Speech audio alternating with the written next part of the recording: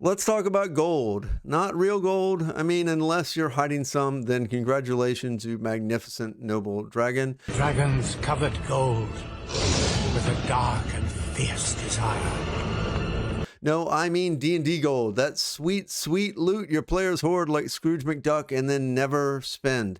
Seriously, I've seen parties roll into taverns wearing rags, bleeding from 6 stab wounds, and sitting on 40,000 gold pieces like they're allergic to basic comfort. Here's the problem. D&D kind of forgets what to do with gold after level 5. Early on, it's exciting. You scrape together enough to buy a slightly better sword and feel like kings. But once your wizard gets their first fireball, and the rogue is swimming in stolen goblets, Looting? suddenly no one knows what gold is for. You kill a bandit captain and find 300 gold, great. Add it to the pile that we're never touching. A giant pile of gold! So how do you fix it? How do you make gold actually matter? Well, first, make people pay for stuff. Yeah, that sounds obvious, but I've seen way too many DMs hand wave food, travel, horses, spell components, even taxes. You want gold to matter? Introduce some actual upkeep. Not in a punishing way. This isn't fantasy late stage capitalism. Capitalism in space. But enough to remind players that being a full-time murder hobo still comes with a grocery bill. Make them pay rent on their in-room. Make them tip the bard. Make the wizard replace the 300 gold piece diamond they keep forgetting to bring. Now, let's talk about shops. If the best thing for sale is a +1 dagger and a scroll of spider climb, no wonder they're hoarding. Players don't want boring, they want temptation. Create weird little shops run by shady merchants or eccentric artificers. Let them buy cursed items. Let's see. Curse. Personalized gear, a sword that only works if you name it something poetic. Magic rope that talks, even potions with random effects. Give them cool toys and they will happily throw gold at you like your Renaissance Festival jester juggling flaming swords. Juggling?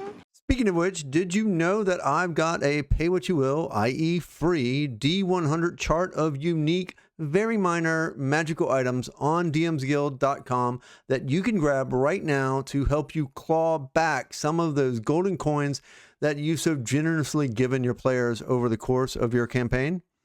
That's right, I'm putting the link to this in the description below. So be sure to go there and pick up your free table. I mean, why not? It's free. It's free, huh? Another trick, use gold for influence.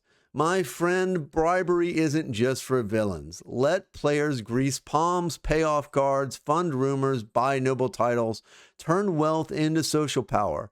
A bard who's throwing lavish parties every week, that's the start of a reputation. A rogue investing in Thieves Guild, now we're talking turf wars. The more money they flash, the more attention they get, for better or worse. All your money and influence don't mean nothing on the inside. And then there's, of course, the classic build something ridiculous angle. You've got players sitting on literal dragons' hordes of money. Let them build a tavern or a battle wagon pulled by owlbears. Let them found a magical school with suspiciously low academic standards.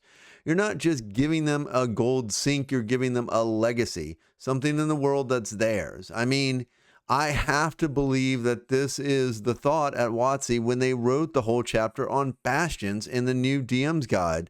They spent the time writing that, so at least you can do is use it to help your players spend all their fabulous wealth, right? We're about to build a castle. But gold isn't just for shopping and flexing. Make it part of the story. Maybe the ritual to seal the gate to the abyss requires 10,000 gold pieces worth of gemstones. Maybe the only cleric powerful enough to resurrect your friend wants a donation to their gold-plated temple. Maybe you need to hire an entire mercenary company for one insane siege. Suddenly, that coin pile is the difference between life and death, between you did it and the lich eats the world. And just like in real life, wealth comes with problems. More money, more problems. You think no one's noticing that you're suddenly dropping platinum like it's copper? Ha!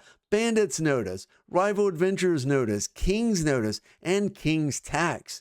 Let your players taste the sweet paranoia of being rich in a dangerous world. That's when the money starts to feel real. It's not just treasure, it's a risk. You're risking millions of lives for what, money? Also, let's talk about how you're giving them gold in the first place. If every dungeon ends with, and here's 600 gold pieces as a reward, it starts to feel like a chore. Try giving them gold in weirder, more interesting ways. Maybe they stumble across a cursed vault that requires a moral choice between keeping it for that spell they really want it to add to their spell book, or feeding a bunch of hungry orphans. Maybe a village gives them a wagon full of cheese as payment. Maybe the treasure they find is valuable, but only if they can find a fence for 14 obsidian goat statues. Gold doesn't have to come in coins. It just has to mean something. And that's really the heart of it. Gold should be narrative fuel, not just a number, not just a spreadsheet of how rich they are. Use it to build characters, to push decisions, to expand the world. When gold has meaning, players will care. They'll spend it. They'll chase it. They'll fight for it. And not just because the loot table says so. So stop letting gold collect dust in your campaign like some medieval crypto wallet. Give it purpose. Make it sparkle in ways that aren't just shiny, but fun. Oh, it's better than gold. Shiny jewels? And if your party still refuses to spend it, well, I hear mimics make excellent treasure chests. Scrooge McDuck's treasure has transformed. Let me know in the comments how you made gold matter in your campaigns, or if your rogue is currently sitting on enough money to buy a kingdom and still refuses to tip the barmaid. Remember to like and subscribe.